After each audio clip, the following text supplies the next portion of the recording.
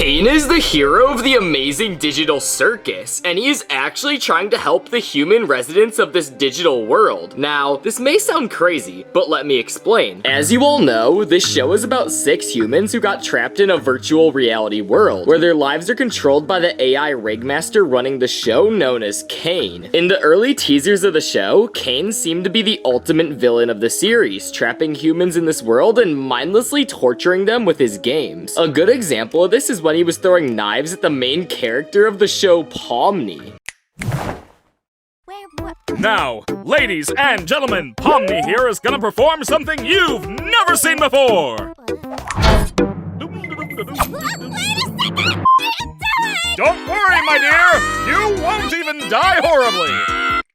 However, the pilot episode paints a very different picture. One where Caine is the hero of the story and is actually trying to help the humans. Well, let's break down why this is. The amazing digital circus opened with an old school kind of computer game graphic style before transitioning into this beautiful 3D world. The use of these old school graphics was something hinted at in a lot of the promotional material, which is similar to a lot of video game art styles from back in the day like Kid Pick. In this opening bit, all of the characters are introduced as regulars at the circus before Pomni suddenly manifests right in the middle of everything, ruining the act. Here, we get quickly introduced to the characters again, and this time their more cynical real personalities show, as Pomni explains that she suddenly appeared here after putting on a VR headset. And this VR headset is so intense that it can even simulate feelings of eating, as we later learn. So what? I can still be hungry. Well, not really, because we don't need to eat, drink, or sleep in this digital world.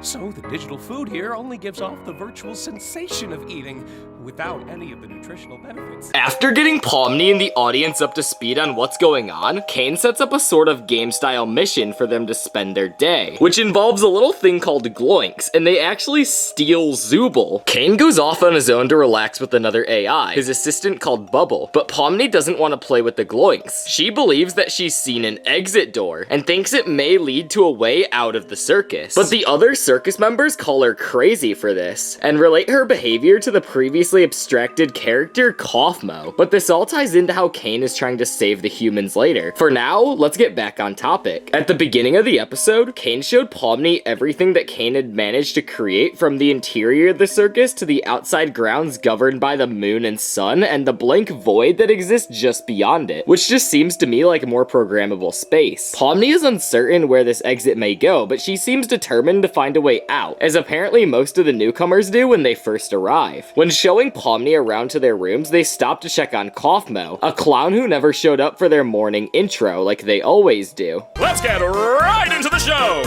Bingo and Zooble and Peanut too.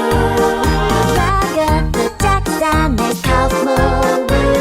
When the door to his room opens, we see the walls covered in insane style writings about trying to find an exit. But instead of a clown, we see a horrible glitching monster in his place. This is Kaufmo, but he has been abstracted. According to the others, the characters are human trapped in digital bodies governed by artificial intelligence. But time over time, we seem to see these humans lose their sense of self and become digitally abstract. In the circus, the characters actually never have to sleep. So it would seem that they are plugged into the game by more than just a simple virtual reality headset. Because of this, time is endless and there is never a need for true rest in the digital circus, which is great when you are temporarily plugged in to play a game, but not something that the human mind was ever meant to experience on an ongoing basis. Caine thus seems to know that humans are not supposed to be trapped here for that long, but he appears to have no way of actually helping them to get out. Before the 6 humans started manifesting, there may have been people that used to come into play for short bursts, leaving at their own free will. But at some point, something seemed to change, and Caine realized that he had a long-term duty to somehow try and help the humans who got sucked into the game. To do this, Caine focuses on simulating human life while maintaining the circus theme in his video game mechanics. The characters say they don't need sleep, but that it's nice to have free time to essentially pretend to sleep and be away from everyone else in the circus. This is essentially when they can have their own thoughts and process what happened to them that day, and enter a state of as little thinking as possible until the next day begins. So, this is where we all live. Or well, where we all sleep at night. Even though we don't really need to sleep, it's sometimes nice to kind of take a break from everything and have a bit of a routine, you know? This gives them a sense of human normalcy, and probably helps them to maintain their form without abstracting much longer than the early humans might have inside of the circus. Kaufmo's room was covered in writings about trying to find an exit, and it seems that he did not use his free time to rest at all, and rather fixated further on his issues of being trapped here, because he had seemingly no need to rest. He thought he could just focus on his mission indefinitely, but instead of his body giving out, his mind shattered and he became an abstracted monster. Caine does not take advantage of the toys the way he seems to in the teasers, and instead, the missions he sends them on are probably what passes for real games that his program was meant to do. I'm sure time over time, things will get crazier and crazier with his behavior, as he always hints at being able to go unhinged. But for now, he seems like he's genuinely trying to do his best to help these humans have the happiest experience they can in the forms of them being trapped. The bigger question to all of this is, how exactly did these 6 humans get trapped here? As we discussed already, the characters' minds seem to be trapped in the game. One possibility is that they don't need sleep because their physical bodies would always be in a state of rest in whatever machinery they're hooked up to. But another possibility is that the headset Pomni remembers putting on was scanning her brain to insert her into a digital game, and her consciousness was transferred into the circus out of her body. Which could be another reason that Pomni got so scared when she saw the VR headset at the end of the hallway of the backrooms.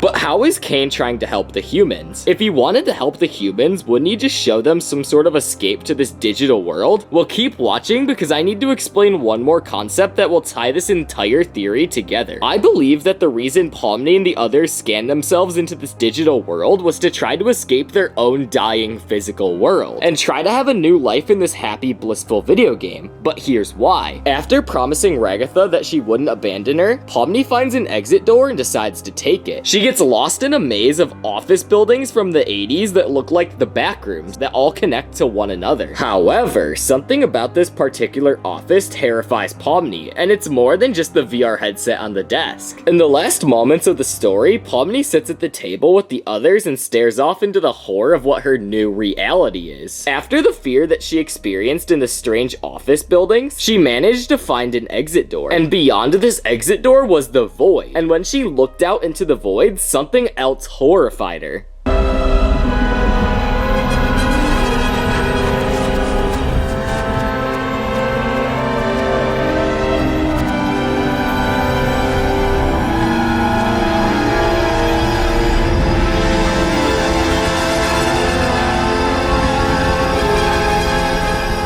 At the end of the episode, the camera pans out past the void and reveals the same office that Pomni found herself in. That office was familiar to her because it was modeled after the actual office where the amazing digital circus game seems to be running. The office has a strange computer that looks like it would run low-end video games, which is what was shown at the very beginning of the digital circus. And it's weird because when you think of VR headsets, you think of the modern VR headset. You don't think of people from the 80s that could get locked in this low-end virtual game. The rundown look of the office makes me think that the entire world is dying or dead, with virtually no humans or resources left. I think that Pomni, among others, choose to have their consciousness injected into the existing virtual world instead of living in the real world that is just sad and depressing. By wiping their memories, Pomni and the others probably hoped that they would forget the horrors of their destroyed planet that they were living on before, and they thought that they would have a lot better of a time living in this fantasy video game world. However, this causes most of them to fixate and be unable to enjoy the simple existence there, and this could eventually lead to abstraction of any of the characters. Pomni seems to be the latest of not just 6 or 7 people, but many people before, based on where Caine throws the abstracted remains of Kaufmo near the end of the episode. And here, we can see lots of strange, horrific monsters indicating that quite a few people have abstracted before Kaufmo. There is more evidence of other people people abstracting if you look closely at the doors when Pomni, Jax, and Ragatha are walking through the rooms. Here you can see a bunch of people who I assume are abstracted. And this sets the stage for an interesting series where Caine is not the villain, but he is the biggest obstacle stopping the characters from finding out the truth, because he is programmed to prevent them from figuring it out. Caine is just trying to simply make the circus members' lives as nice as possible, even if he doesn't quite understand how humans work. But if you want to know more about how the amazing digital circus works, then you should click on this video right here.